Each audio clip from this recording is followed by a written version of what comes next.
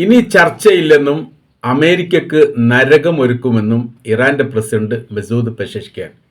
ചതിയും വഞ്ചനയും മാത്രമാണ് അമേരിക്കയുടെ ഭാഗത്തുനിന്ന് തങ്ങൾ ഈ യുദ്ധവുമായിട്ട് ബന്ധപ്പെട്ട് അനുഭവിച്ചത്.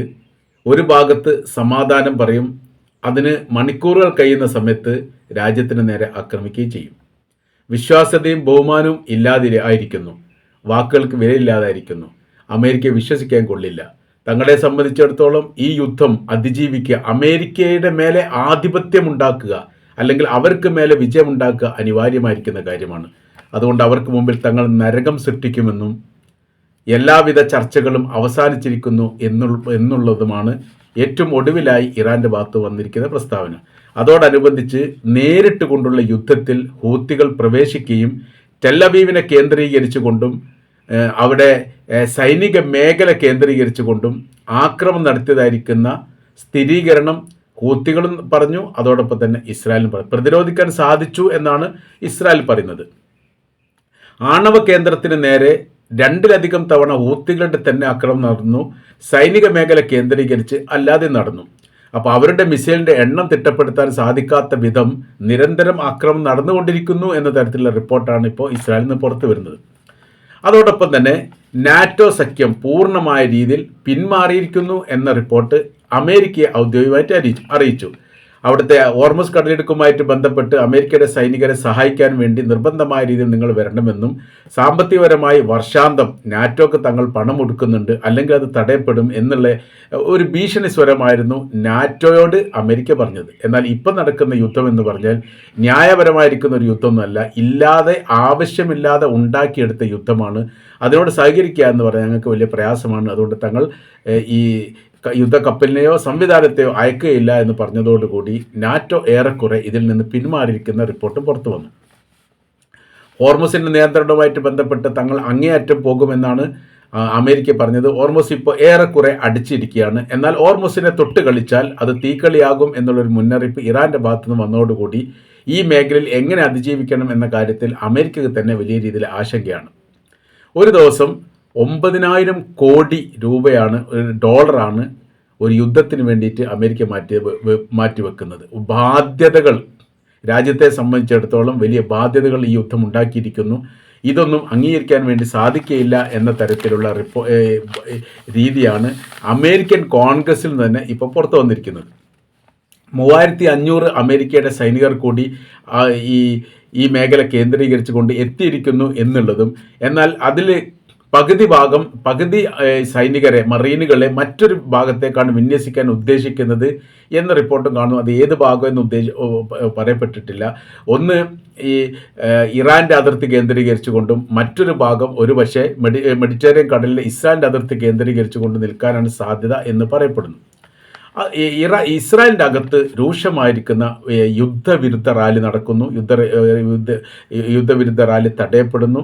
അതിനുശേഷം വീണ്ടും ഇതേ റാലി നടക്കുന്നു. അങ്ങനെ ജനങ്ങൾ സർക്കാരിനെതിരെ തിരിഞ്ഞുകൊണ്ട് വലിയ പ്രക്ഷോഭങ്ങളും സമരങ്ങളും നടത്തുന്ന രീതിയിലേക്ക് കാര്യങ്ങൾ എത്തിയിരിക്കുന്നു എന്നാണ് ഇതിൽ നിന്ന് മനസ്സിലാക്കാൻ വേണ്ടി പറ്റുന്നത്.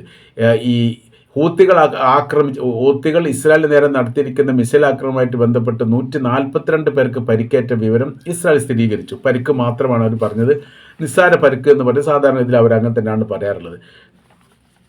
ന്യൂക്ലിയർ മേഖലയിൽ ഹൂത്തികൾ ആക്രമണം നടത്തി എന്നുള്ള സ്ഥിരീകരണമാണ് ഇപ്പോൾ ഇസ്രായേലിൽ നിന്ന് പുറത്തു വരുന്നത്. എന്നാൽ അതിൻ്റെ നാശനഷ്ടത്തെക്കുറിച്ചുള്ള യാതൊരു വിവരവും പുറത്തു വന്നിട്ടില്ല. പ്രതിരോധിച്ചു എന്ന വിവരവും പുറത്തു വന്നിട്ടില്ല എന്നൊരു പ്രത്യേകത ഉണ്ട്. ന്യൂക്ലിയർ ഫെസിലിറ്റിൻ്റെ ഭാഗത്ത് നടത്തിയ ആക്രമണം പ്രതിരോധിക്കാൻ സാധിച്ചിട്ടില്ല എന്നുള്ള വിവരമാണ് അറിയുന്നത്. എന്നാൽ സൈനിക മേഖല കേന്ദ്രീകരിച്ചുകൊണ്ട് നടത്തിയ ആക്രമണത്തെ പ്രതിരോധിച്ചിട്ടുണ്ട് എന്ന് ഇസ്രായേൽ അവകാശപ്പെടുകയും ചെയ്യുന്നു. അതോടനുബന്ധിച്ച് ഇറാൻ്റെ നേരെ നടത്തിയിരിക്കുന്ന ജലസംഭരണ മേഖലയിലും യൂണിവേഴ്സിറ്റി തലം, അതായത് വിദ്യാഭ്യാസ മേഖലയിലും ശക്തമായിരിക്കുന്ന ആക്രമണം ഇസ്രായേൽ നടത്തി.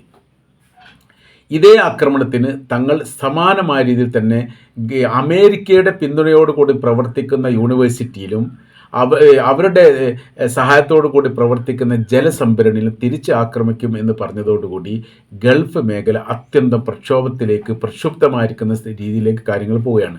ജലസംഭരണി എന്ന് പറഞ്ഞാൽ ഈ അറേബ്യൻ രാജ്യങ്ങളെ സംബന്ധിച്ചിടത്തോളം അവർ കുടിവെള്ളത്തിനടക്കം ആശ്രയിക്കുന്നത് കടൽ വെള്ളത്തെയാണ്. കടൽ വെള്ളം ശുദ്ധീകരിച്ചുകൊണ്ട് ഈ ആളുകളിലേക്ക് എത്തിക്കുക അല്ലെങ്കിൽ ജനങ്ങളിലേക്ക് എത്തിക്കുന്ന പ്രവൃത്തിയാണ് ഈ ബഹുഭൂരിപക്ഷം അറേബ്യൻ രാജ്യങ്ങളും ചെയ്യുന്നത്. അതായത് പൈപ്പ് വെള്ളം, അതാണ് അവിടെ ഉള്ളത്. കിണർ വെള്ളം എന്ന് പറയുന്ന സംവിധാനം തന്നെ അറേബ്യൻ രാജ്യങ്ങളിലൊന്നുമില്ല.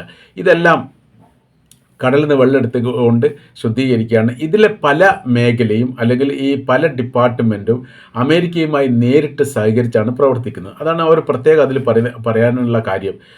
അമേരിക്കയുമായിട്ട് സഹകരിച്ച് പ്രവർത്തിക്കുന്ന അറേബ്യൻ രാജ്യങ്ങളിലുള്ള ഇത്തരം മേഖല കേന്ദ്രീകരിച്ച് കൊണ്ട് ഞങ്ങൾ ആക്രമണം നടത്തും. കാര്യം ഞങ്ങളുടെ ജലസംഭരണിക്ക് നേരെയും വിദ്യാഭ്യാസ മേഖലയ്ക്ക് നേരെയുമാണ് ഇപ്പോൾ അവർ ആക്രമണം നടത്തിയത്. അതായത് യുദ്ധത്തിൻ്റെ ഗതികളും സ്ഥിതികളും മാറുന്നുണ്ട് എന്നുള്ളതും ഏത് മേഖലയും ആക്രമിക്കാൻ പാകത്തിലാണ് തങ്ങൾ എന്ന തരത്തിലേക്ക് അമേരിക്ക തരം താന്നിരിക്കുന്നത്.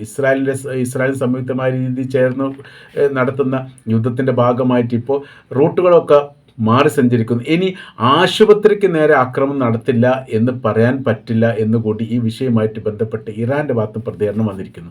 സാധാരണഗതിയിൽ ഇവർ ചെയ്യാറുള്ളത് ഇങ്ങനെ തന്നെയാണ്. ഗസയിൽ നോക്കുകയാണെങ്കിൽ ആദ്യാദ്യ ഘട്ടത്തിൽ ഹമാസിൻ്റെ നേതൃത്വത്തിലുള്ള സ്ഥാപനങ്ങൾ, അതായത് കോടതി തകർത്തു, പോലീസ് സ്റ്റേഷൻ തകർത്തു, ജയിലിൻ്റെ മേഖല തകർത്തു. പിന്നീട് അവർ പോയത് അവരുടെ ഈ സൈനികപരമായിരിക്കുന്ന ഓഫീസ് സമുച്ചയത്തിൻ്റെ മേഖല തകർക്കുക എന്നുള്ളതാണ്. അതും അവർ ചെയ്തു. അടുത്ത സ്റ്റെപ്പ് എന്ന് പറഞ്ഞാൽ പിന്നീട് അവർ പള്ളി തകർത്തു, മതവിദ്യാലയങ്ങൾ തകർത്തു, അവിടെ ചർച്ചുകൾ തകർത്തു. അങ്ങനെ ഈ ആരാധനാ കേന്ദ്രത്തെ ആക്രമിച്ചു. പിന്നീട് വിദ്യാഭ്യാസ കേന്ദ്രത്തെ ആക്രമിച്ചു. പിന്നീട് ആളുകൾ താമസിക്കുന്ന ഇടത്തെ ആക്രമിച്ചു.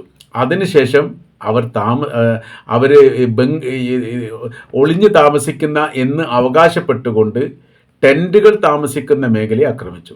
അവർ പറയുന്നത് ഈ ബങ്കറുകൾ താമസിക്കുന്ന ഇടത്തേക്കാണ്, അല്ലെങ്കിൽ ഒളിഞ്ഞിരിക്കുന്ന ഹമാസിനെ കേന്ദ്രീകരിച്ചുകൊണ്ട് ആക്രമണം നടത്തി എന്നുള്ളതാണ്. എന്നാൽ യഥാർത്ഥത്തിൽ ടെൻറ്റുകളെ പോലും ആക്രമിക്കുന്ന സ്ഥിതിയിലേക്കായി. അഭയാർത്ഥികൾക്കായിട്ടാണ് ടെൻറ്റുകൾ ഉണ്ടാക്കുന്നത്. ആ ടെൻറ്റിൽ ആക്രമിച്ചിട്ടുള്ള ഒരുപാട് റിപ്പോർട്ട്. അപ്പോൾ സർവ്വ മേഖലയിലും കൂട്ടച്ചതി ചെയ്യുന്ന രീതിയിലുള്ള പ്രവർത്തികളെ അവർ ചെയ്യൂ എന്നുള്ളത് ഞങ്ങൾക്കറിയാം. അതുകൊണ്ടാണ് ഒരു തരത്തിൽ അമേരിക്ക എന്ത് പറയും, ഞങ്ങളെ അവരുടെ വൈദ്യുത മേഖല ആക്രമിക്കില്ല, അവരുടെ ഈ ആണവായുധ മേഖല ആക്രമിക്കില്ല, ഈ കടൽ തീരം ചേർന്നുകൊണ്ടുള്ള മേഖല ആക്രമിക്കില്ല, അങ്ങനത്തെ കാര്യങ്ങൾ പറഞ്ഞു വെക്കും. അതിന് തൊട്ട് മണിക്കൂറുകൾക്ക് ശേഷം ഇതേ മേഖല ആക്രമിച്ചുകൊണ്ട് അവർ പറഞ്ഞത് അവർ തന്നെ തിരുത്തും. ഇത് സർവ്വസാധാരണമായി ഈ യുദ്ധവുമായിട്ട് ബന്ധപ്പെട്ട് നമ്മൾ കണ്ടുവരുന്ന പ്രവൃത്തിയാണ്. അപ്പോൾ അതിന് പകരമല്ലാത്ത രീതിയിൽ ഒരിക്കലും അവരോട് മറുപടി പറയാൻ വേണ്ടി സാധിക്കുകയില്ല എന്നതാണ് ഇപ്പോഴത്തെ ഏറ്റവും വലിയ വിഷയം. അങ്ങനെ ഇപ്പോൾ ബഹുമുഖ യുദ്ധ രീതിയിലേക്ക് ഇസ്രായേൽ ഓട്ടോമാറ്റിക്കായിട്ട് മാറിയിരിക്കുന്നു എന്ന റിപ്പോർട്ട് ഇപ്പോൾ പുറത്തു വരുന്നു. അതായത് ആദ്യം ഇറാനുമായിട്ടാണ് യുദ്ധം ചെയ്തത്. ഇറാനുമായിട്ട് യുദ്ധം ചെയ്ത് ഏകദേശം 15-20 ദിവസം കഴിഞ്ഞതിന് ശേഷമാണ് അതിലേക്ക് ലെബനാനിലുള്ള ഹിസ്ബുള്ള ഗ്രൂപ്പ് കൂടിയതോടുകൂടി യുദ്ധത്തിൻ്റെ രീതികൾക്കും തലങ്ങൾക്കും മാറ്റം വന്നു. അവരുടെ ഇസ്രായേലിൻ്റെ അതിർത്തിയിലേക്ക് ഇടിച്ചു കയറുന്ന രീതി ഉണ്ടായി. അങ്ങനെ അവർക്ക് പിടിച്ചു നിൽക്കാൻ പറ്റാത്ത രീതി ഒരുപാട് പാലങ്ങൾ തകർത്തതിന് ശേഷവും മുന്നേറുകയാണ്. ടാങ്കുകൾ ഓരോരോ ദിവസവും 2-ലധികം വീതം തകർക്കപ്പെടുന്നു എന്നുള്ളതാണ്. തകർക്കപ്പെടുന്ന ടാങ്കിൽ നിന്ന് ഒന്നുകിൽ ഇസ്രായേലിൻ്റെ സൈനികർ കൊല്ലപ്പെടുകയോ അല്ലെങ്കിൽ ജീവനോടെ പിടിക്കപ്പെടുകയോ ചെയ്യുന്നുണ്ട്. അങ്ങനെ ഏകദേശം 100ഓളം ഇസ്രായേൽ സൈനികർ ഇപ്പോൾ ഹിസ്ബുള്ള ഗ്രൂപ്പിൻ്റെ കൈവശത്തിലുണ്ട് എന്നും പറയപ്പെടുന്നു.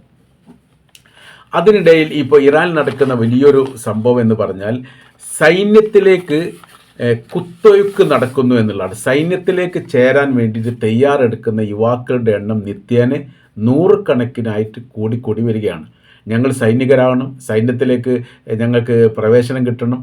ഇസ്രായേലിനും അമേരിക്കക്കെതിരെ യുദ്ധം ചെയ്യാൻ വേണ്ടി വൈകാരിക തലങ്ങൾ ഇറാൻ്റെ അകത്ത് സൃഷ്ടിക്കപ്പെടുന്നു. അങ്ങനെ ആകുന്ന സമയത്തുള്ള ഗുണമെന്ന് പറഞ്ഞാൽ സൈന്യത്തിൻ്റെ ഒരു കുറവ് ഇറാനിൽ ഉണ്ടാവില്ല. നേരെ തിരിച്ച് ഇസ്രായേലിലേക്ക് നോക്കുകയാണെങ്കിൽ അവിടെയുള്ള സൈന്യത്തിൽ നിന്ന് ആളുകൾ പിന്മാറുന്നു. ഞങ്ങൾക്ക് സൈനിക ജോലി വേണ്ട, മറ്റ് സർക്കാർ തലത്തിലുള്ള ജോലി അല്ലെങ്കിൽ ജോലിയെ വേണ്ട എന്നുള്ളതും ജോലിയിൽ പ്രവേശിക്കപ്പെട്ട സൈനികർ തന്നെ ജോലി റിസൈൻ ചെയ്യാൻ വേണ്ടി എഴുതി കൊടുത്തതും ഈ ലീവിന് വന്ന സൈനികർ തിരിച്ചതിലേക്ക് പ്രവേശിക്കാത്തത് കൊണ്ട് ഇസ്രായേൽ സർക്കാർ അറസ്റ്റ് ചെയ്ത് ജയിലടച്ച ഒരുപാട് റിപ്പോർട്ടുകൾ ഇസ്രായേലിൽ നിന്ന് പുറത്തു വരുന്നതിനോടനുബന്ധിച്ചാണ് ഇപ്പോൾ ഇറാനിൽ കൗതുകകരമായിരിക്കുന്ന ഒരു സംഭവം നടക്കുന്നത്. ഈ സൈന്യത്തിലേക്ക് ഞങ്ങൾ തയ്യാറാണെന്ന് പറഞ്ഞ് ആയിരക്കണക്കിന് ഇറാനികൾ രംഗപ്രവേശം ചെയ്തതോടുകൂടി ഈ യുദ്ധത്തിന് സൈന്യമില്ലാത്തൊരു ഒരു പ്രയാസം അവരനുഭവിക്കില്ല എന്നുള്ളത് ഏറെക്കുറെ ഉറപ്പാണ്.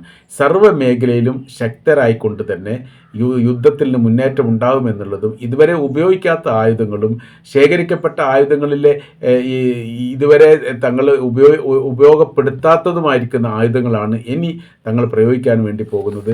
യുദ്ധത്തിൻ്റെ അവസ്ഥകൾക്ക് മാറ്റം വരുമെന്നും എന്താണ് ഇറാൻ എന്ന് ലോകം കാണുമെന്നുമാണ് ഈ വിഷയവുമായിട്ട് ബന്ധപ്പെട്ട് ഇറാൻ്റെ വിദേശകാര്യമന്ത്രി ഈ വിഷയത്തിൽ പ്രതികരിച്ചത്.